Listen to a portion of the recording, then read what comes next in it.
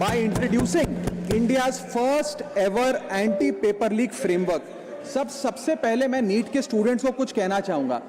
आपका गुस्सा जस्टिफाइड है, आपकी पेन रियल है और आपको एग्जामिनेशन सिस्टम से जो कंप्लेंट है वो कंप्लेंट भी जेन्युइन है। Your voice matters. और जब आपने अपनी चिंता व्यक्त करी, अपना दर्द बताया, when you demanded, the honourable prime minister heard that demand, not just as a prime minister but also as a guardian, परिवार के मुखिया की तरह उस बात को सुना। Students demanded, government acted, historic decisions taken, systems changed. Sir, जब एक स्टूडेंट नीट जैसे पब्लिक एग्जाम की प्रिपरेशन करता है तब वो अकेला तैयारी नहीं करता, उसका पूरा परिवार प्रिपरेशन करता है। माँ अपनी छोटी छोटी जरूरतें रोक देती है, घर का बजट कम करती है, पिता फैमिली की सेविंग्स को कोचिंग फीस, रेंट और टेस्ट सीरीज पे खर्च करता है, फैमिलीज को लोन तक लेना पड़ता है और स्टूडेंट खुद कोटा, जयपुर, चंडीगढ़, दिल्ली, पटना जैसे शहरों में जाकर घर से दूर रहता है, दिन में 18-18 घंटे पढ़ता है, रात 2 बजे तक पढ़ाई करता है और फिर अलार्म लगाकर सुबह 5 बजे क्लासेस के लिए उठ जाता है। परिवार से दूर, कोई सोशल लाइफ नहीं, कोई त्योहार फेस्टिवल नहीं, सोशल मीडिया, फ्रेंड से दूर और अपनी स्लीप और अपनी हेल्थ से भी कॉम्प्रोमाइज करता है, क्योंकि उसे पता है कि जब वो पेपर लिखेगा तो सिर्फ पेपर नहीं, अपनी फैमिली के लिए एक बेटर फ्यूचर लिखने जा रहा है। और फिर एक दिन एग्जाम की तारीख पर उसे पता लगता है कि 3 साल से वो जिस पेपर की तैयारी कर रहा था वो पेपर किसी ने पहले ही पैसे देकर हासिल कर लिया, पेपर लीक हो गया। और इस समय सर सिर्फ पेपर लीक नहीं होता, उस स्टूडेंट का मेहनत, उसकी ड्रीम्स, उसकी सेल्फ बिलीफ, उसका ट्रस्ट, उसकी एस्पिरेशंस, ये सब लीक होती हैं और उसकी मेंटल और फिजिकल हेल्थ पे असर पड़ता है। I understand that pain sir, because मैं खुद भारत के अभी कुछ साल पहले ही भारत के एक पब्लिक एग्जामिनेशन सिस्टम का स्टूडेंट रहा, चार्टर्ड अकाउंटेंसी का। And sir, because I have spent enough time in this house critiquing the government, I have earned the right to say my next sentence with full conviction and sincerity कि जब बात students की आई, when it came to our students and the youth of India, the government heard, the government actioned and the government delivered.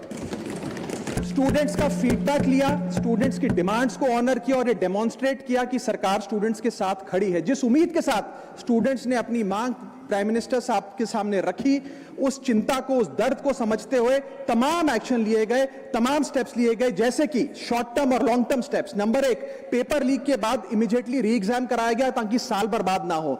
जांच CBI को सौंपी, SIT का गठन हुआ, स्पेशल इन्वेस्टिगेशन टीम, जिसने 13 लोग मेन किंगपिन समेत गिरफ्तार किए। मात्र 75 दिन में, आज से 2 दिन पहले जब 75 दिन पूरे हुए जांच के, चार्जशीट भी फास्ट ट्रैक कोर्ट में दर्ज करा दी गई, जांच को महीनों सालों लटकाया नहीं।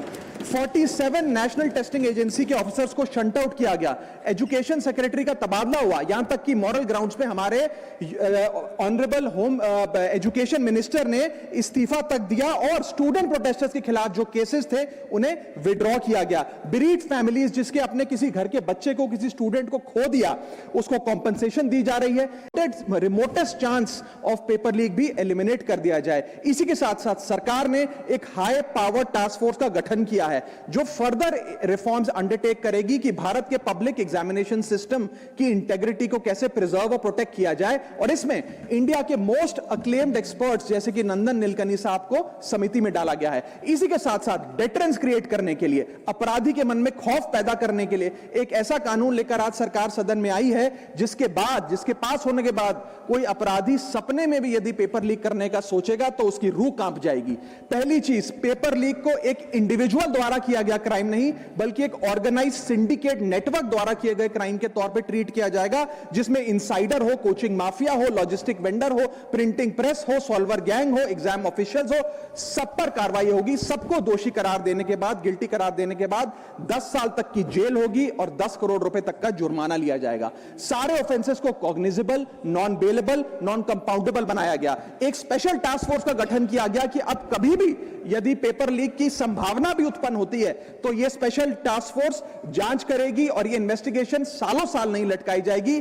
2 महीने के अंदर अंदर से इस इन्वेस्टिगेशन को कंप्लीट करना होगा। और इसी के साथ साथ फास्ट ट्रैक कोर्ट्स का गठन किया जो यह इंश्योर करेंगे कि इसमें स्पीडी ट्रायल हो, डे टू डे ट्रायल हो, स्पेशल पब्लिक प्रोसिक्यूटर होगा, 3 महीने में पनिशमेंट सुनाई जाएगी। सर मैं बता दूं, हमारे देश में fast track courts heinous crimes के लिए बने हैं, जैसे कि क्राइम्स अगेंस्ट वुमेन, रेप और पॉस्को जैसे अपराध के लिए। आज हमने पेपर लीक को उस हीनियस क्राइम्स की कैटेगरी में ला खड़ा किया है सर। इसी के साथ साथ सर इंस्टीट्यूशनल और systematic reforms will demonstrate zero tolerance towards paper leak और इससे भारत की इंडियन पब्लिक एग्जामिनेशन सिस्टम की इंटेग्रिटी को हम प्रिजर्व और प्रोटेक्ट कर पाएंगे। ये सब इसलिए हुआ because sir there is nothing more important than the students and their future.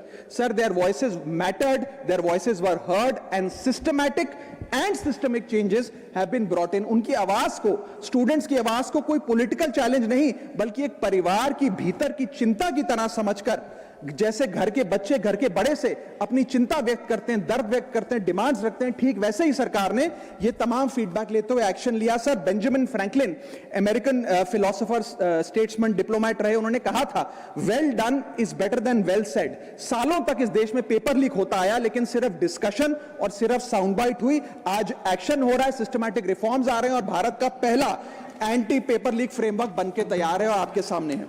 Sir इसी के साथ साथ पेपर लीक किसी एक पार्टी का, किसी एक सरकार का ऑफिसर या मिनिस्ट्री की देन नहीं है और ये कोई 2026 का फिनोमेना भी नहीं है। सर मैं बता दूं कि सर जब बात अकाउंटेबिलिटी की हो, मोरालिटी की हो, जवाबदेही की हो, तो इसलिए इससे जब बात अकाउंटेबिलिटी की हो, मोरालिटी की हो, जवाबदेही की हो, तो सर ये इससे तय नहीं होना चाहिए कि पेपर लीक कौन से राज्य में हुआ, कौन सी मिनिस्टर के अंडर हुआ, कौन सी पार्टी में हुआ, क्योंकि ये एक पैन इंडिया ऑर्गेनाइज्ड क्राइम है, क्रॉनिक डिजीज है।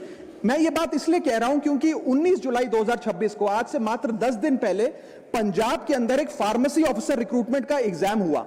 उसमें मैसिव इरेगुलरिटीज देखी गई, ब्लूटूथ डिवाइसेस के माध्यम से लाइव चीटिंग चल रही थी और चीटिंग सिंडिकेट वो चीटिंग फैसिलिटेट कराने के लिए 13-13 लाख रुपए का रेट चार्ज कर रहा था। यही नहीं सर, आम आदमी पार्टी की सरकार जब पंजाब में बनी तब से अभी तक नायब तहसीलदार के एग्जाम में इरेगुलरिटीज देखी गई और लार्ज स्केल चीटिंग हुई। पंजाब स्टेट एजुकेशन बोर्ड में 12वीं क्लास का इंग्लिश का पेपर लीक हुआ, पीएसटीईटी स्कूल टीचर रिक्रूटमेंट का एग्जाम का पेपर लीक हुआ, पीएसएसबी के ग्रुप ऑफिसर के रिक्रूटमेंट का एग्जाम लीक हुआ, एग्रीकल्चरल डेवलपमेंट ऑफिसर के रिक्रूटमेंट का एग्जाम लीक हुआ और एक्साइज और टैक्सेशन इंस्पेक्टर की रिक्रूटमेंट की मेरिट की लिस्ट जब आई तो उसमें फर्जी नाम डाल के जारी कर दिया गया। सर मैं आ रहा हूं, अब मैं कांग्रेस में आ रहा हूं। आप कांग्रेस का सुनिए सर, ये मेरा समय खराब कर रहे हैं। आप बोले ना, बोले सर। जब सर कांग्रेस की कर्नाटक में सरकार है, इसी साल जनवरी 2026 में एसएसएलसी का पेपर हुआ।